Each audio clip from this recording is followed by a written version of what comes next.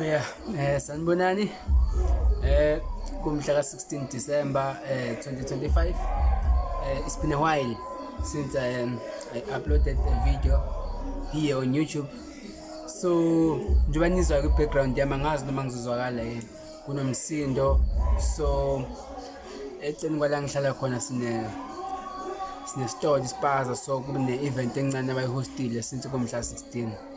So yeah, kodwa ke angikho lapho kwamanje. Into ebalulekile nje ukuthi ngibe audible uma ngikhuluma. So unyaka nje suphela bafethu, sekade ngagcina u-upload i-video. Ngicabanga ukuthi i-video yami yokugcina ithi 1 month ago or 2 months. Sengisikhathi kodwa ke into engifuna uku-emphasize noma uyigcizelela kakhulu ukuthi nje just focus on the work and the rest is easy. So ngichaza ukuthini ngalokho? Ngichaza ukuthi kunokuthi uchase i-luxury noma uchase i-wealth noma uchase izinto ezinhle, yabona, ngaba imoto, ngaba ingubo zokugqoka, ngaba muyintombazane ngabafana, mumfana ngamantombazane, ngiyabona into kanjalo.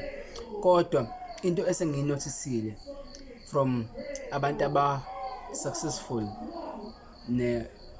nendlela aba-advise ngayo abanye online, bathi uma ufocusa kumsebenzi wakho noma ufocusa yonke i-effort noma onke ama-inputs akho uwafaka ekwenzeni umsebenzi, noma abanye ke bayi-understand mengithi ekwenzeni umsebenzi ngoba bazothatha ngazuthi no, ngiyavuka nje everyday ngemsebenzi ngiyosebenza. Ikuphi okuhlukene naloku kusebenza okushoyo? So ngingasho nje ukuthi uma ufocusa sonke isikhathi sakho, yonke i-energy, yonke i-effort, yonke i-wealth, yonke inonayo ufocuseni ekubuildeni into eyodwa, kungaba ibhizinisi, kungaba yinto ofuna ilast ibe legacy. Uma ukuthi wenza music, ungafocusa ekuproduceni ingoma, ekubhaleni ingoma everyday until uze pull up. Uma uthi u-footballer or involved with sports, just focus on the gym, focus kwi-gym training, wenza sure ukuthi onke ama-trials akhona uba khona uyo-attenda, eventually uzogcina u-pop up. Focus on the work. So ngichaza lokho uma ngithi focus on your work.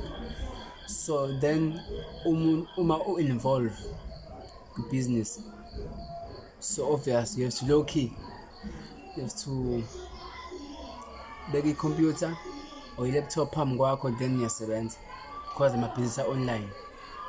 Ngabe create websites, develop i-product, message abantu abazopromote i-product yakho kuma-page abo. Uma ukuthi uzosebenzisa le method ebizwa nge-UGC, creator, user generated content. So ama-product akho uwanika omunye umuntu one-audience eningi akwazi ukuthi akupromotele wona online, ibizwa nge-UGC leyo nto. So focus on the work.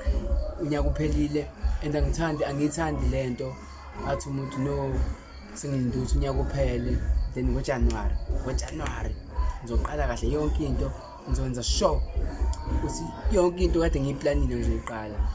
Mawuthi usakhomba lokho, into engeke yenzeke leyo. UJanuary is just nje after mhla ka-31 kube sekuJanuary ngakusasa, kuyobe kufana ngayizolo. Yonke le laziness oyibonayo still yobe isekhona. Soqala manje kumhla 15, kumhla 16, sorry, uthola isikhathi uyagrinda. Kuthiwa kunjani, ignore yonke into eyenzakalayo. Njengoba nami ningibona ngenza i-video kusebusuku engizoyi-uploada ku-YouTube uma ngiqeda la, kodwa kwi-background yami nama-local artist ne-audience kuyajatshula. So nami ngifocusa on my work la, ngokuproduce i-content online. So yeah, ilokho nje okwanamhlanje engifuna ukusho. So njengoba nazi uDecember ubusy and kubuya ngazuthi sengiyichaphi bengibuka i-camera ngazuthi yeah. So kodwa uzoqhathanisa nawe ngamavidiyo adlule. Yeah, so uDecember ubusy angisitholi isikhathi kakhulu sokufilma ama-video, sokwenza i-content and sengirelocate-ile sengihlala kwenye indawo kunabantu abaningi, so isikhathi sokwenza i-content isikhathi esiningi ngisitholi. So iyodwa kuphela indlela wenza ividiyo iyona le yokuthi ngihlale phansi ngividiyo. Bye bye, ngisazazi sinzima.